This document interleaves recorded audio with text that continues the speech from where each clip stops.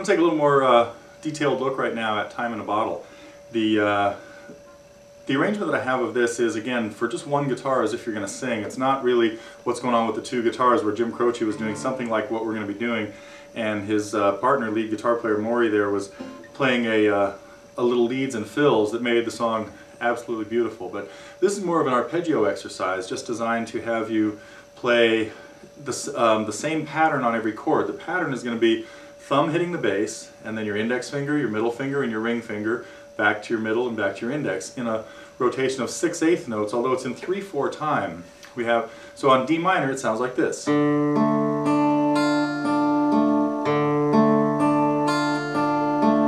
that's the pattern you have for every measure. The first measure is just D minor. I like to play the first D minor. You have to play with your first, second, and third fingers. Later on we'll play D minor with your first, second, and fourth fingers, if you can figure that one out. And the D minor is played with the 6-note arpeggio. Second measure, you reach your fourth finger down to C sharp in the bass. It's a bit of a stretch, but if your left hand's in good position, you can make that reach. And it doesn't matter here if your fourth finger touches the open D string, because we're not playing the D string anymore. So we have D minor, fourth finger reaching down to C sharp in the bass.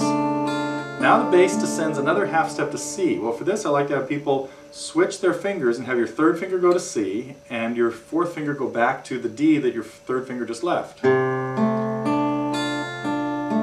Next measure is the same type of move. Your second finger is going to go down to B, which is on the second fret of the 5th string, and your third finger replaces the note that your second finger just left.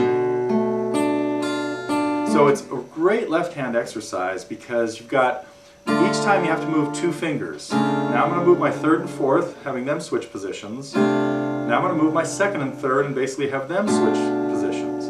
Now it goes to B flat. You need to play this B flat as a bar, but it doesn't have to be the full bar. You can play a full bar. I'm sorry, it does have to be a full bar.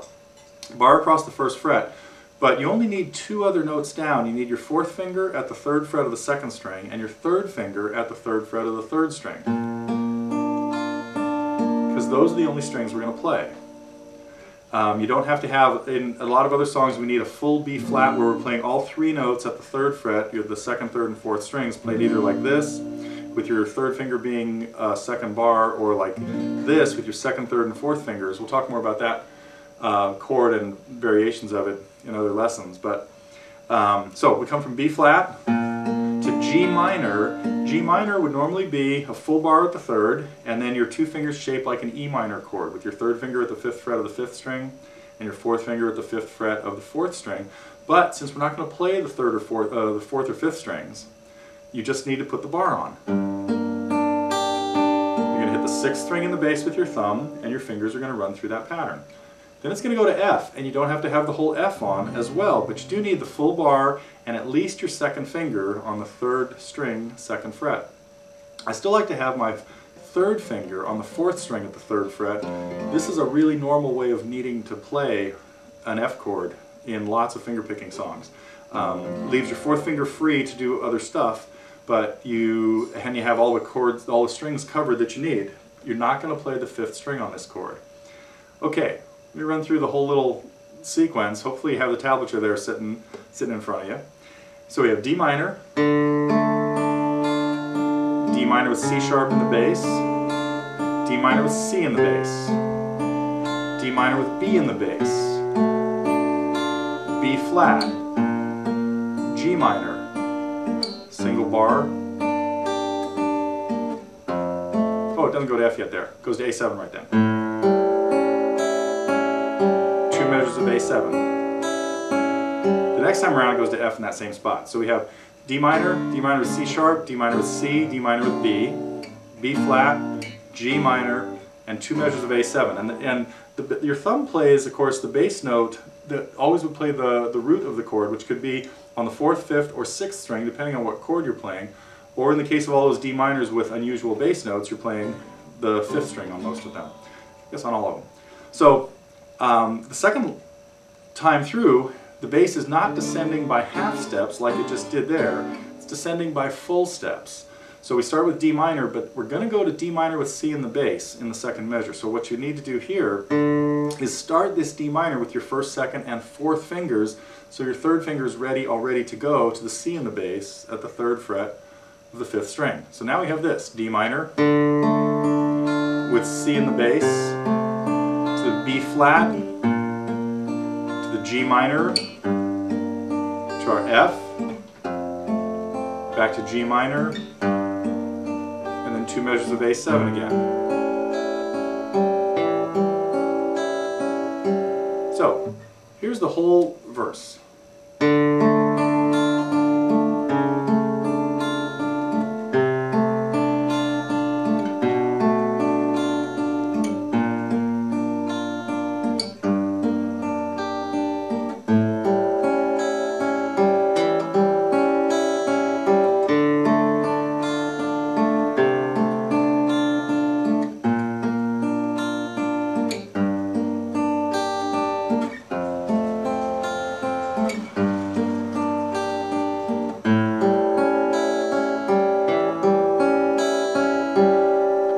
Now the chorus changes keys, goes to D major. So now we have a D major chord,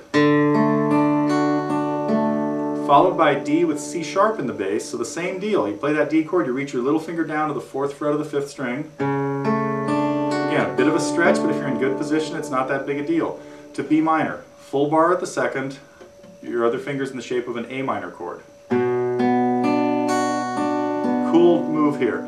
B minor with A in the bass. So all you have to do is get the 5th string open. You could take the bar and just move it down to play the 1st string. That's all you have left to play on that chord.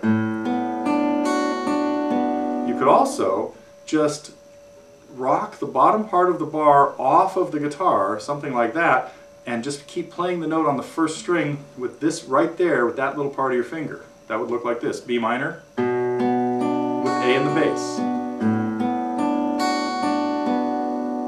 So, I gotta come up with a name for this type of move, but it's very useful in a lot of situations.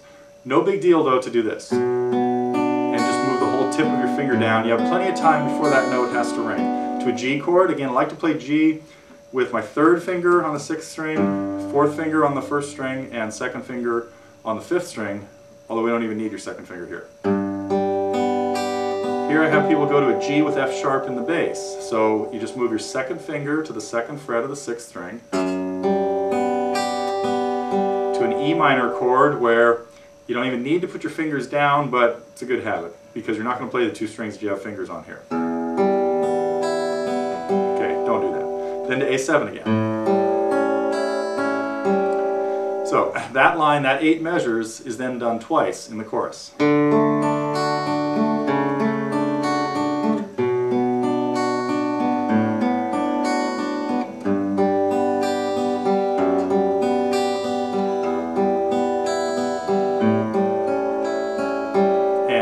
The second half of the chorus,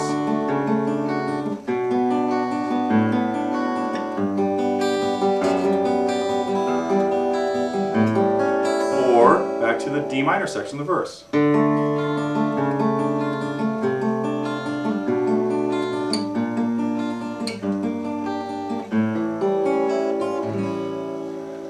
So there you have Time in a Bottle.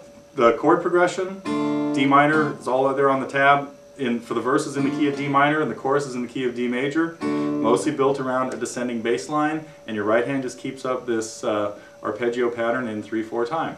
So hope you enjoy that and have fun playing Time in a Bottle.